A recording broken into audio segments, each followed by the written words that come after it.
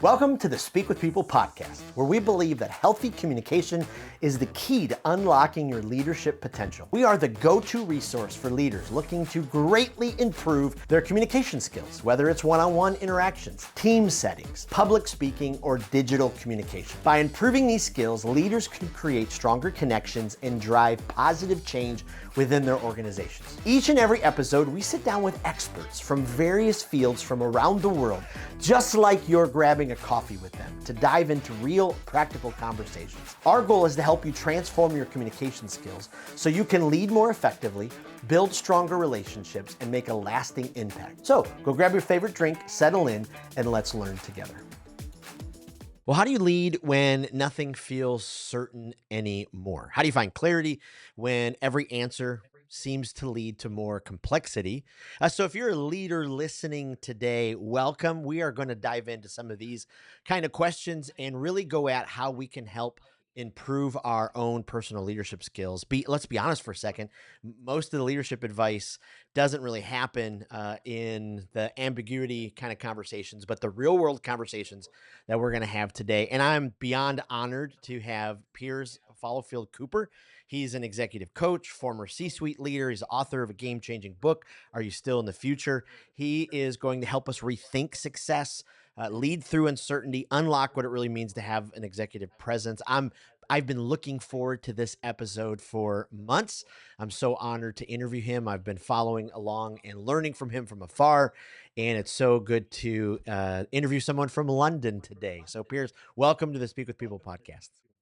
Oh, Jason, that's lovely. Thank you. And thank you for making me feel so welcome. One thing I Absolutely. would like to say before we get started, I always pay a lot of attention to how people deal with other people.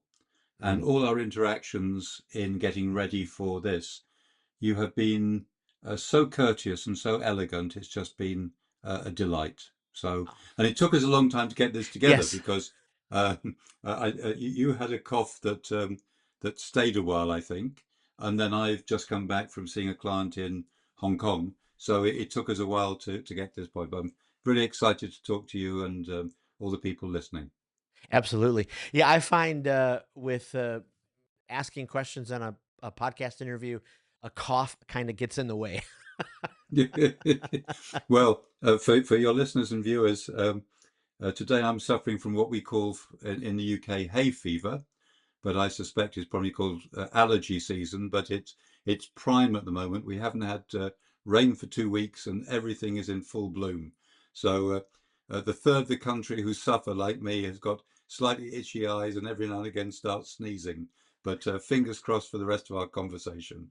Oh, I love it. You mentioned Hong Kong a second ago. The only time I've been to Hong Kong, we were flying home. We adopted a little boy from China, and so we left from Hong Kong. And as we walked down the incredibly long terminal, I was just blown away by, uh, you know, giant Airbus after giant Airbus after. I mean, it was a sight to see.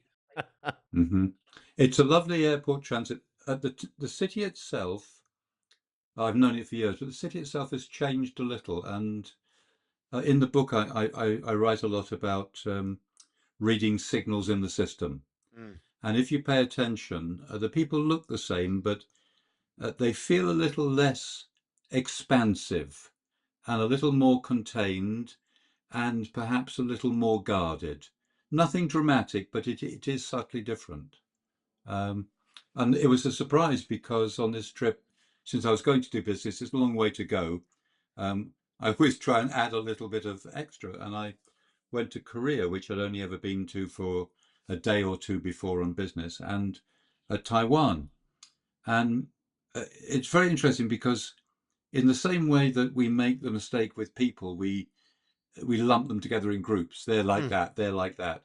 So Asia is not a country. Asia is a series of countries, Yes. and it was very, very different. Paying attention to different energy, different history, different culture. So Korea, the business I used to run, we had a joint venture agreement with Yonhap, which is the big news agency there, and Korea was so quiet. Mm. So I'm tempted. I would rather keep it a secret because I don't want everybody to discover Korea. But I strongly recommend Korea as somewhere to visit.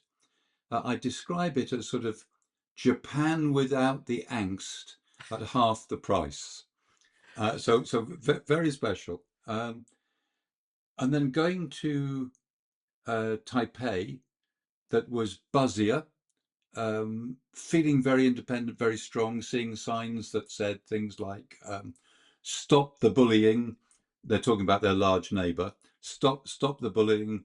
Stop the annexation. Mm. And it's very, very interesting because I talk about a lot about the book, this idea of looking through the other end of the telescope.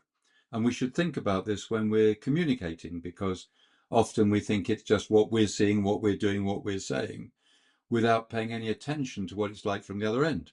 Wow. So, of course, China is always talking about reunification, and the Taiwanese are talking about annexation. So that's classic through the other end of the telescope. But and also, uh, Hong Kong was so noisy and so bustling and so busy, and so compared with Korea, which is all very quiet, was very interesting. Now, Wow. one thing I must warn you and your listeners and viewers, I'm moderately dyslexic, so my thought patterns are very different. Mm. It can be advantageous, it can be disadvantageous.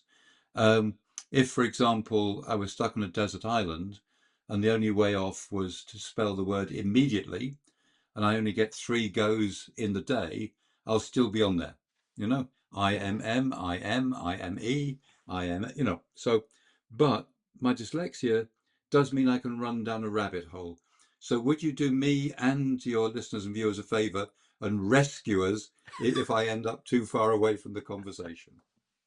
I love it. I love it. Ah, thank you for that. I appreciate that. Tell us, how did you get to where you are now? Give us a little bit of your story, kind of who you are, what you do, what's kind of got you to this place. Hmm. So, within the question, the first thing I'm going to answer the question, but the first thing we should always think about before we answer any question is, what's the context? Mm. Because context changes everything. So I would say to you, it's you and I could agree it's wrong to be shouting when you're in the theatre. Would you agree with that? Yes. Okay. Except of course if it's Mamma Mia, Right. the Rocky Horror Picture Show, or the theatre's on fire, in which case the context changed. So we should think about. People often ask, tell us about, um, and we really should think about the context of why they're asking, Mm. what the context is, and what's the most useful thing to tell them. So the honest answer is, how did I get here? I don't know. Okay. Um, I think it was Schaffenhauser, the philosopher, said, um, at the end of your life, you'll look back and it will seem as if uh, doors opened at exactly the right moment and all the right people turned up. Mm. And for me, it's always been like that. There's some basic rules, which are um, uh, very early on. I write about this in the book. Um, as a young man, I was adoptable and adaptable. Mm. So, if you want to have a successful career, be the kind of person who is worth adopting, who's worth mentoring, who's worth looking after, and be committed or leave. There's no point in being there if you're not committed. Now, you've got to put in the practicalities that you've got a mortgage to pay, or bills to pay, or family to look after. Of course, you can't just, oh, I'm off. But you've got to enjoy it. So I've been incredibly fortunate. Um, Let me run back because so I loved school but wasn't very good at it. Mm. Now they would give me a MacBook Air and another 2 hours to do the exams, and I'd be incredible. But then it was Right. undiagnosed. My dyslexia was undiagnosed, and so when I had plenty of time to do things, my work was beautiful. But in that terrible confined an hour and a half, I'd halfway through think of a new idea and decide to start my essay all over again. Well, that's not very useful for someone who hasn't seen your thinking of why you got to that place. Right. Um, so my chosen when it was university time, I looked through the book of all the available courses, and I found one that was only available at one university, and that was a course in cybernetics. And I had a sense that this was going to be the future, because cybernetics is man and machine and interaction of man and machine. And I turned up for my university interview, and we had a number of tests to do and some mathematics. And the adjudicator said, your mathematics wouldn't be good enough for year 2 and year 3. And I'm thinking, mathematics? Why would we need any mathematics? Because I thought I was going on a course that was going to be quite philosophical about man's relationship with machine, how he's going to develop, how we were going to talk and interact with them, which became, known as originally as GUIs, graphic user interfaces, and then now what we call apps. That was all my interest, not programming. So he saved me from that. And then from that moment onwards, everything else just unfolded, literally unfolded. And this last stage of my career, which I've now done for nearly 20 years, I was CEO of a business and we sold it. And at that point, I was too young and too poor to retire. Well, not really, but not well enough to retire in the style to which I would wish to retire in.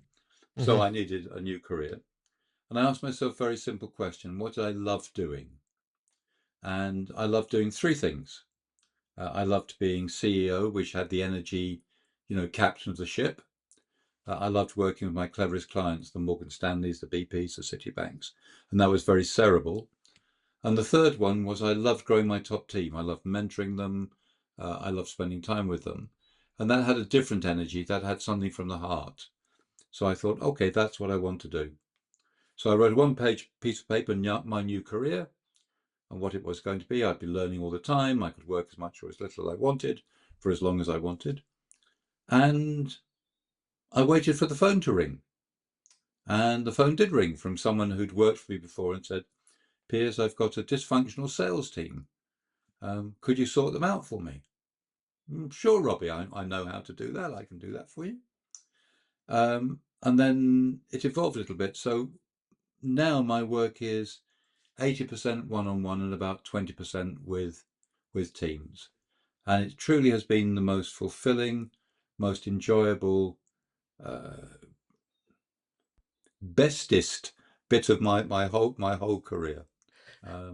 So I'm very happy and very content. It's a lovely place to be. That's wonderful. That's wonderful. Speaking of leadership, you kind of, as I've read, you've described yourself as a late bloomer. How did that kind of process shape your leadership style and success?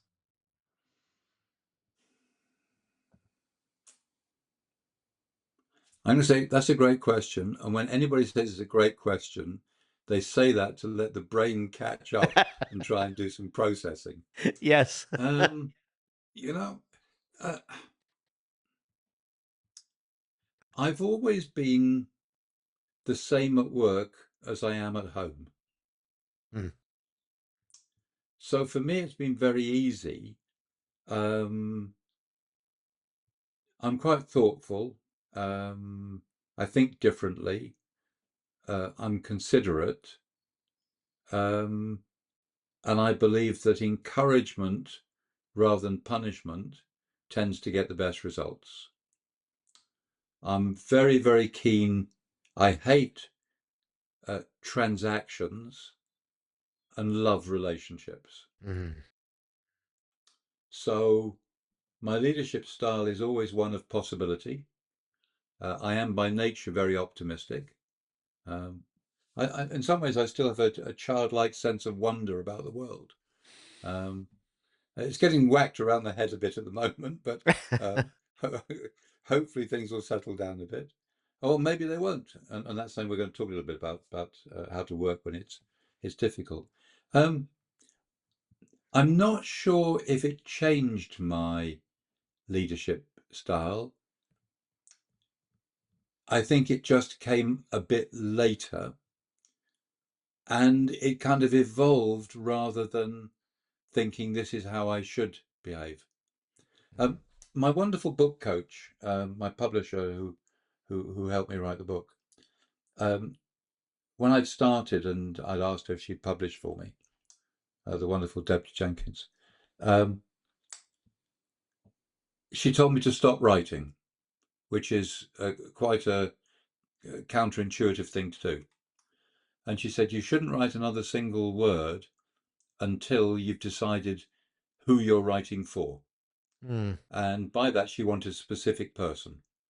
She didn't want a fluffy cloud, this kind of group. And so I chose one of my earlier, younger clients, a first-time CEO, a man called Greg. And Greg describes, and he describes in the book, he said, I suddenly sat there and thinking, you know, how's a CEO, how's a managing director supposed to sit? I mean, what they're supposed to say, what they're supposed to do. So I didn't have any of that experience. So that's different for me. But some people do. The only thing I can say when you're thinking about that is, let me take a sidestep. Unless it was a critical skill, I would always hire on integrity, commitment, enthusiasm, passion, rather than experience. Now, if we need a brain surgeon, um, passion, enthusiasm, excitement, integrity, they're nice things to have, but we actually also want some skill. But Right. if it's not a position that requires an absolute split, so really as leaders we should be doing the same. We should just have integrity, and integrity means that we can just look at ourselves in the mirror and feel comfortable with what we see. Mm. It also means that when we make our decisions, the body will tell you whether it's a good decision or not. All experience is held within the body. You can tell when you're making a decision which is on the edge of, if it's making you feel slightly uncomfortable, pay attention. Something's going on. So truly, Wow. leadership is an embodied experience. It's not something we do, it's something we are. Ask children, when you speak to children, you speak about the future, what they want. No child tells you in the doing description, they use being. I want to be an engine driver. I Mm. want to be a nurse. I want to be a doctor. So you have to be a leader. Wow. Yeah, it comes from inside.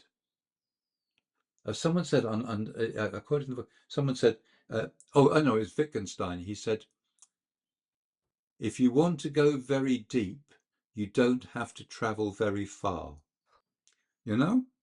It's all close. It's really Wow. close. Wow. That's powerful. That's powerful. I read and heard you've kind of challenged some conventional leadership norms. What's one of the biggest myths that you think we need to break about leadership? Or we need to kind of challenge that norm.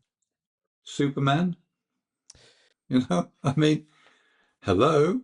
Yes. Um, so the best leaders, I've been very lucky because in my coaching mentoring practice, I've worked now with over 130 C-suite executives, most of them CEOs, from household names, familiar big company Wow. names, and you see common themes, and you start to pay attention to who are the most effective. And the most effective leaders are the ones who do less and less,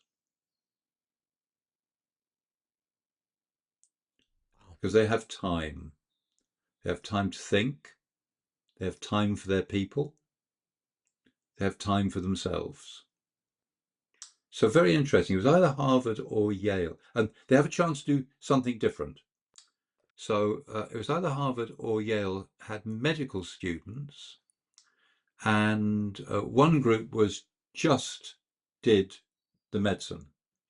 Another group was put through, in addition to their medicine, a program on appreciation of Chinese art. Okay. Hmm. So we're all doing the okay. At the beginning of it, they were shown two Chinese vases, and what's the difference? They're the same. By the end of the course, it was, oh, no, you can see that's later period Ming because the bottom curves around like that. So the group of doctors who had been through the art appreciation program were about twice as good at reading X-rays, seeing patterns, analyzing results, simply because they had a completely different set of stimuli. So I always encourage people I'm working with, go and do something different. Go to a gallery when an exhibition's on. Go and hear somebody different speak. Go and do something different. So you have different stimuli coming in. We had our Fed is called the Bank of England. And we had the number two at the Bank of England, who was the chief economist, deputy governor. He used to invite all sorts of people into the bank. Artists, jugglers, creative people, thinkers from all over. And he was once asked, this is interesting, what's he going to talk about? And his response was, I don't know. That's why I've asked him to come, because, we need different stimuli. Yes. We the best leaders, number one, understand what they are really good at, and they do more of it. They understand what they're not so good at, and they get someone who loves doing that to do it. So I can build a spreadsheet. I hate building spreadsheets. They're boring. My accountant is brilliant at doing spreadsheets. He does them and he says, oh, and I've added this little toggle tag at the bottom, and look, you can do this and this. So who should be doing the spreadsheets? He should be doing the spreadsheets. So I heard at a very small roundtable group, I heard the former CEO of Saatchi & Saatchi speak. He spent a week in London, 2 weeks in New York, a week in New Zealand with his family, and he was also dean of a university in New Zealand. So I put my hand up and said, how'd you do that? And he said, well, first of all, I take out 50% of the things that are put in my diary. Up goes my hand. How do you know which 50%? He says, I don't, but I know the important ones will get put back in. And then his key message was, I only do the things that only I can do. Oh. So after that, he was flying to Japan to go and see the CEO of Toyota, which nobody else in the organization could do. So do the things you love and do the things that only you can do.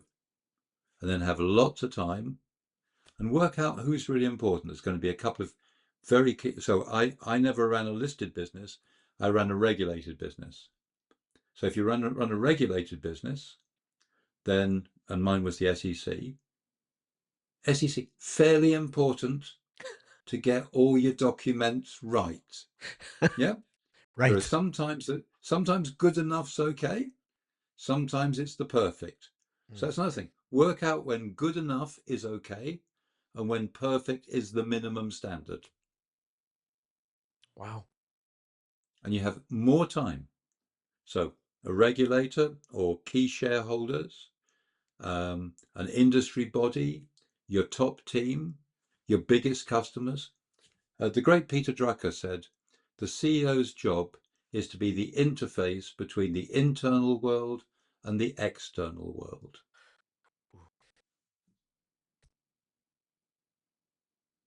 Wow. Now I'm talking too much, and you should ask some questions. No, that was No. Look, it's your podcast, and you have to look good as well. So come on, we can give you a chance.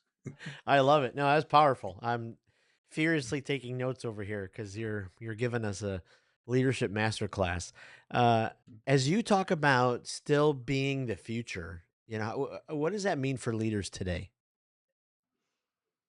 So I went to the same school as David Bowie. Oh wow, I'm not name dropping, but let's name drop. you got to do that So one. you got to read what you have with that. They've got a mural now on the wall celebrating. They haven't got one for me. I've got a book. He didn't write a book. What did he do? Sing a few songs. No, but David, I know people who have a bit older than me who did know him and went to school with him.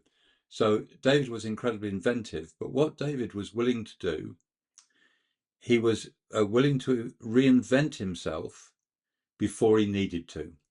Mm, So he killed Ziggy Stardust when Ziggy Stardust was at the top of his game. mm, Yeah. So now you have to balance this because some people arrive in a new job or get a promotion, they're in the seat for a week and they're already thinking, what's my next job? What's my next move? What can I do? That's too soon. right. But you should be thinking about reinventing yourself. Now, this can be a little difficult internally because they have what I call the passport. You've got the passport photo problem, which is they've got a picture of you, in the passport, and they remember you. Oh yeah, you were the junior who made cups of coffee. I remember. No. I'm head of marketing now, or whatever it is. So, but we have to reinvent. We have to think. So, sidestepping slightly.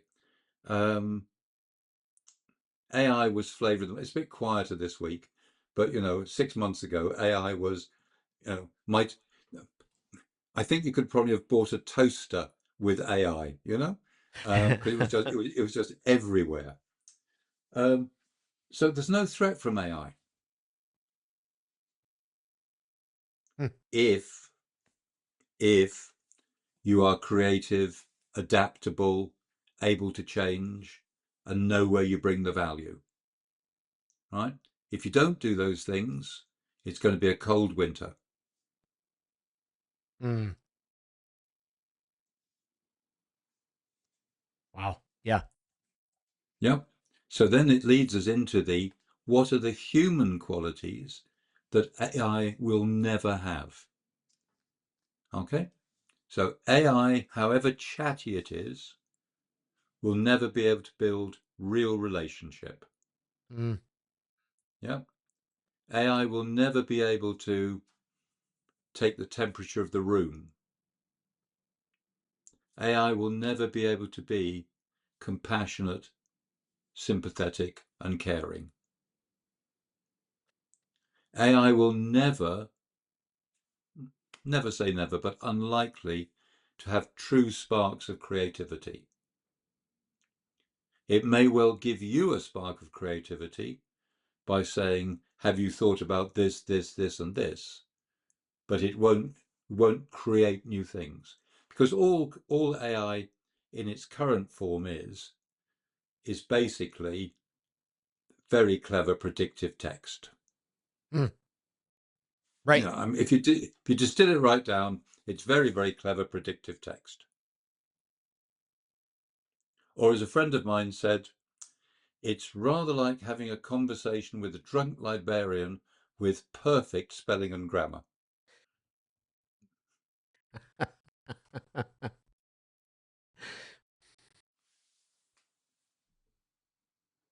That's great. Oh, I love that. Yeah.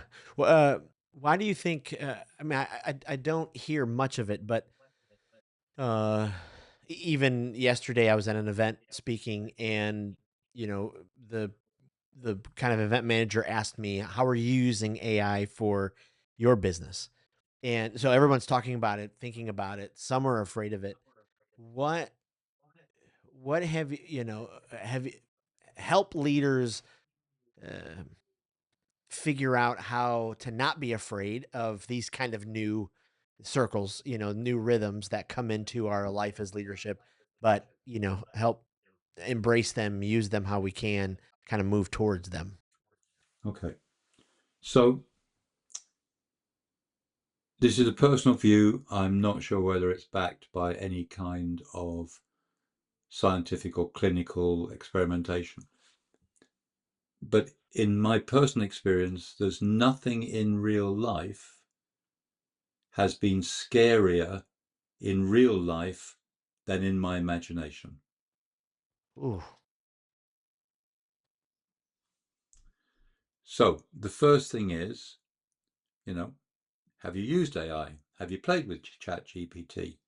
Have you found out where it might help you, where it might hinder you? So I use it when I'm writing. I write some articles.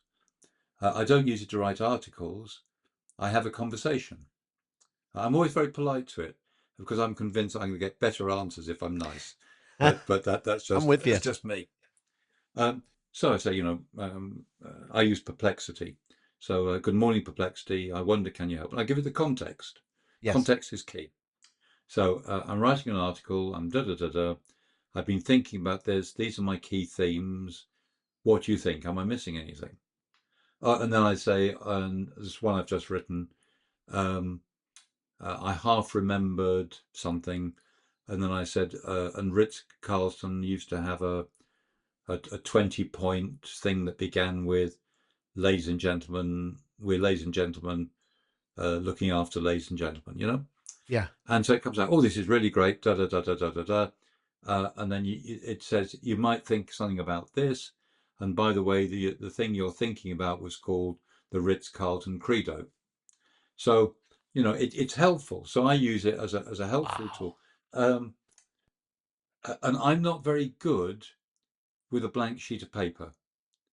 So if you use that for, hey, Perplexity, could you give me 5 headings? I'm writing an article on XYZ. Could you give me 5 headings so I can start thinking? So it's a wonderful way so you don't start with a blank piece of paper.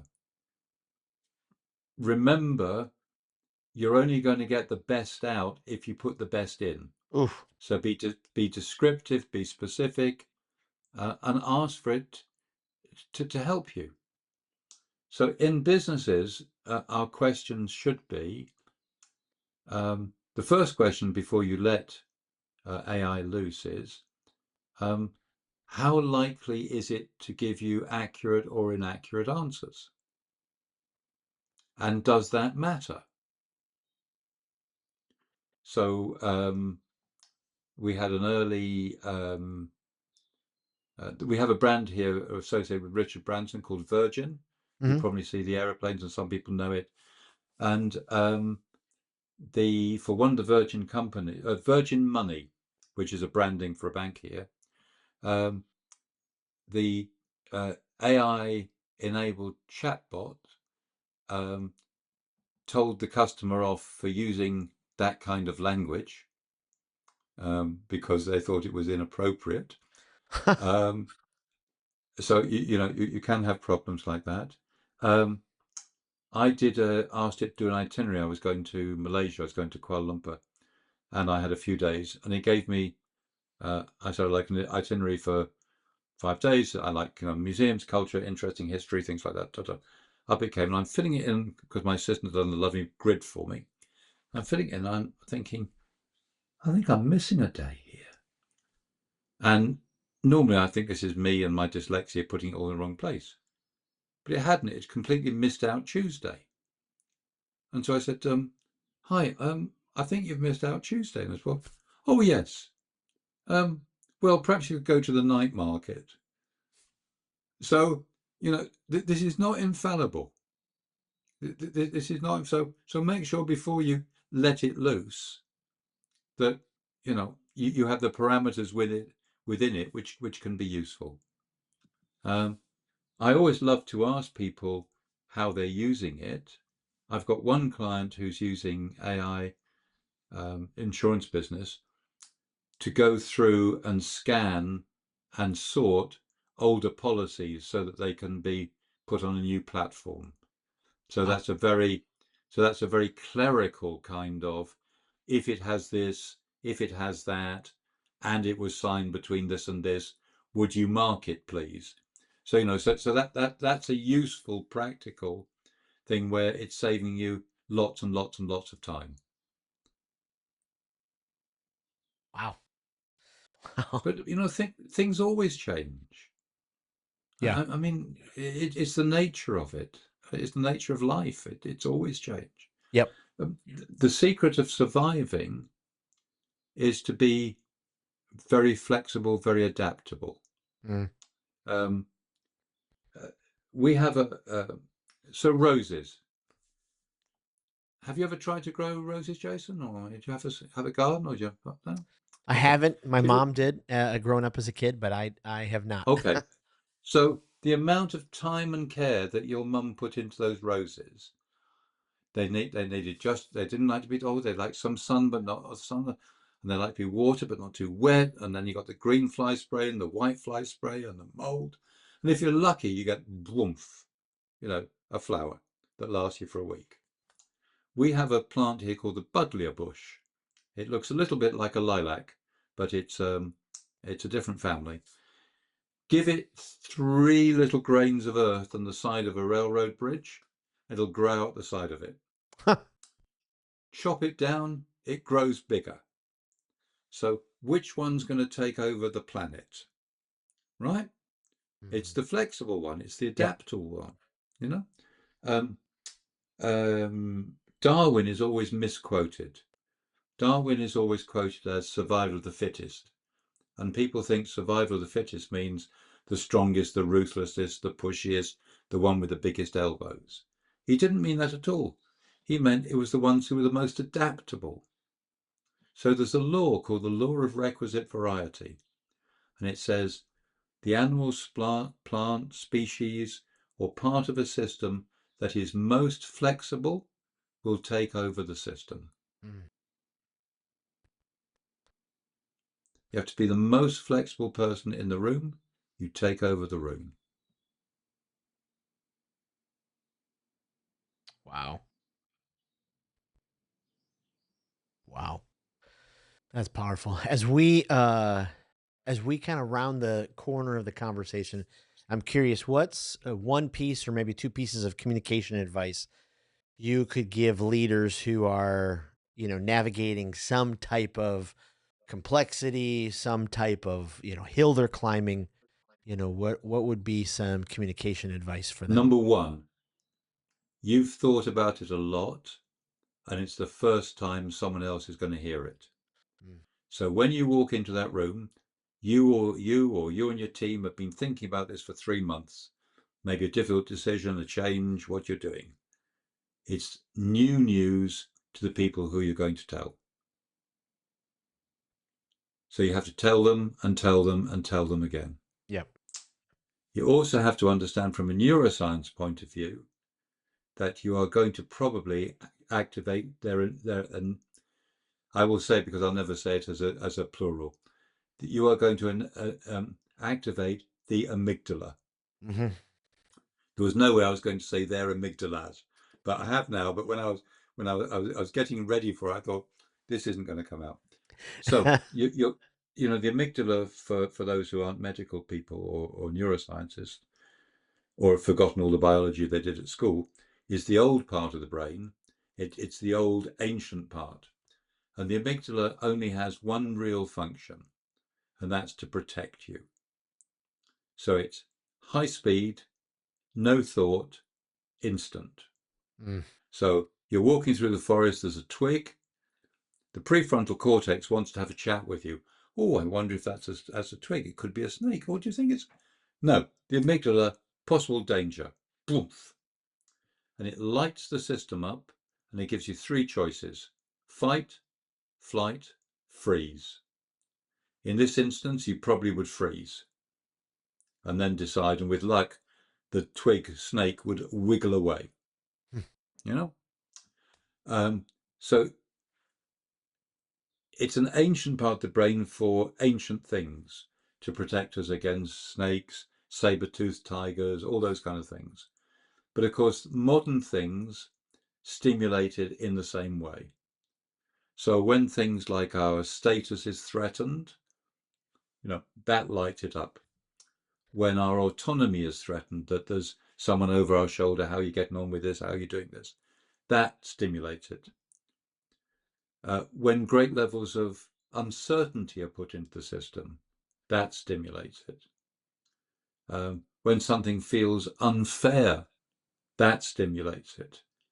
So you as the leader, as the communicator, may be approaching this as a rational thing, but actually it's going to be an emotional thing in the person you're talking to. Mm-hmm.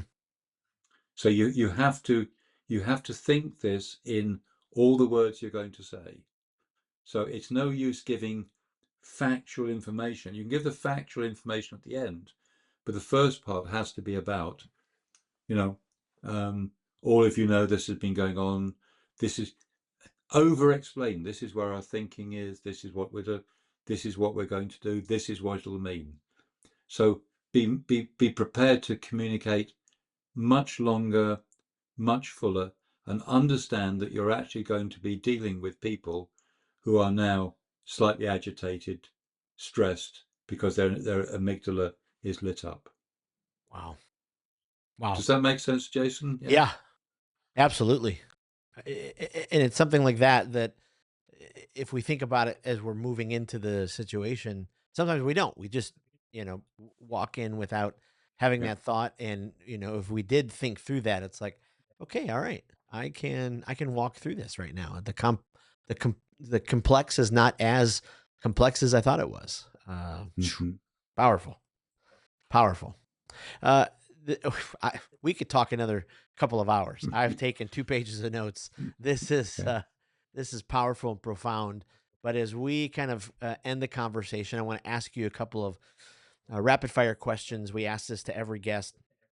We're building an online library for our listeners to go and get Okay. new ideas. And so, Okay. when it comes to speakers, you have led for a very long time. You have probably seen many leaders communicate from a stage or a screen. Is there someone Yep. that has stood out over the years as just an exceptional communicator?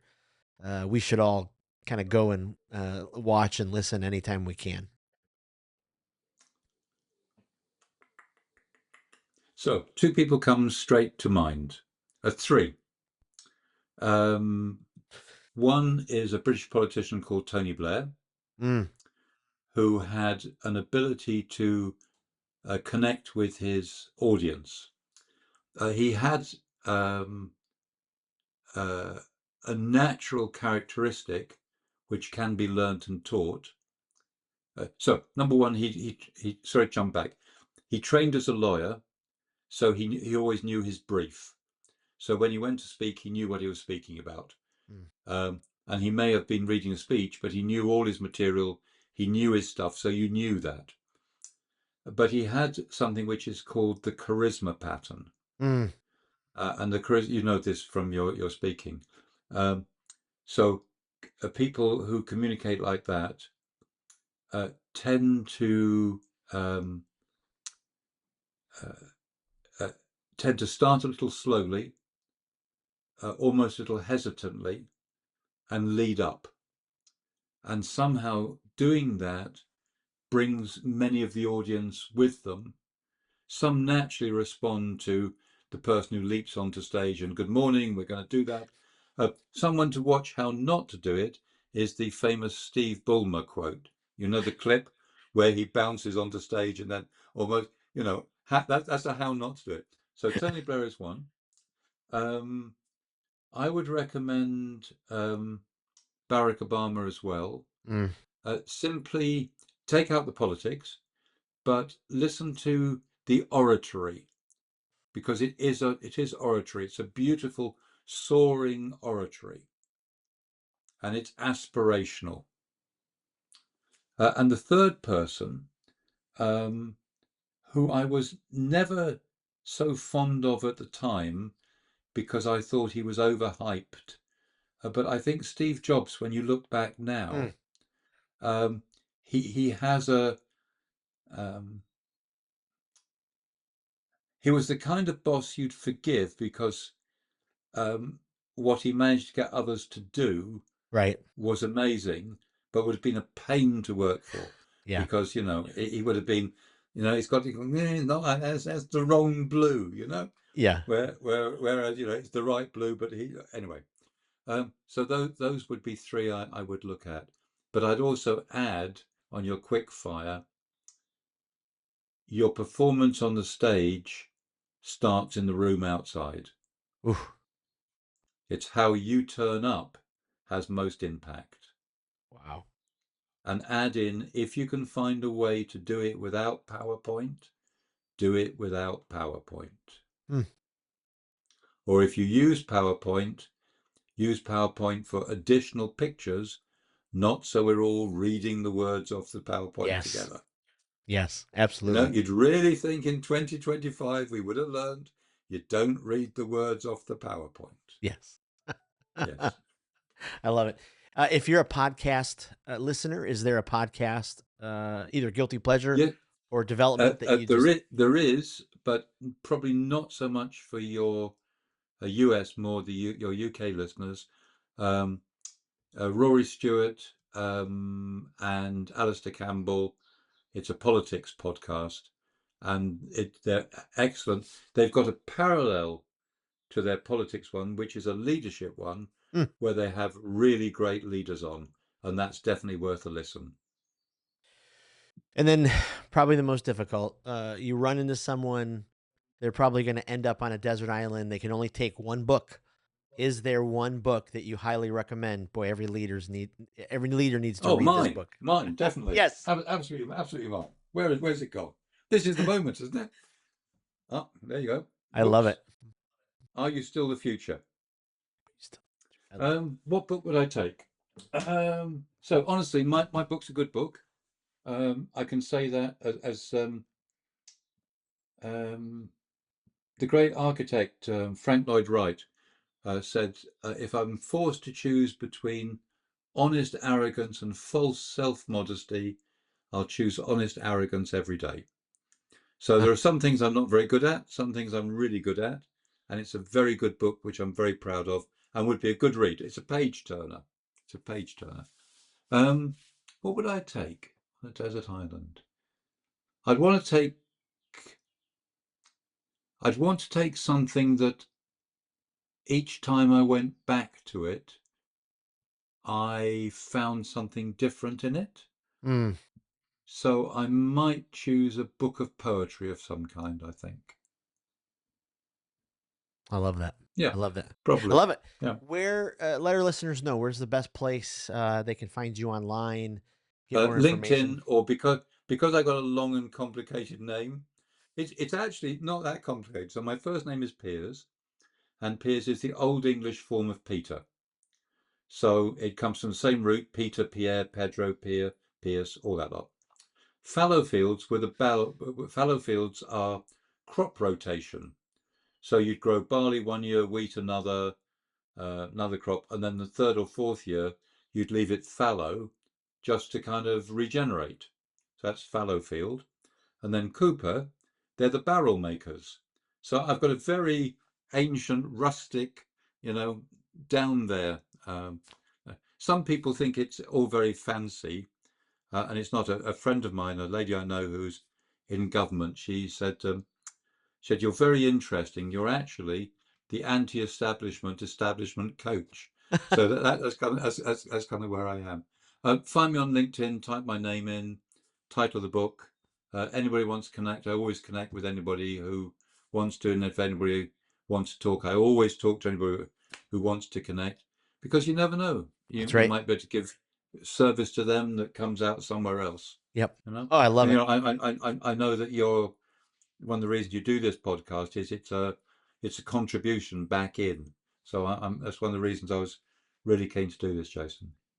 Well, I love it. Well, thank you so very much. This has been so profound, and I can't wait to uh, get your book. We'll make sure it's in our notes, in our show notes, and in the Facebook group. and we'll make sure that our readers know all of that. Piers, thank you so much again for your time. Joe, it's my absolute pleasure. Thank you for inviting me. Thanks for tuning in to today's episode of the Speak with People podcast. It means the world to us when you share this episode. Thanks for liking, subscribing, or following the podcast. That really does help the podcast get into more ears and into more leaders listening. Also, don't forget, we have 2 exciting resources for you. The first is go to Facebook and join the Speakers Group. This is a community designed for leaders who want to grow their communication skills. Also, go to speakwithpeople.com/skills library to access the Communication Skills Library. It is an online resource chock filled with resources that will inspire you and transform you and grow your communication skills. Thanks again for being a part of the listening community. We cannot wait for the next episode.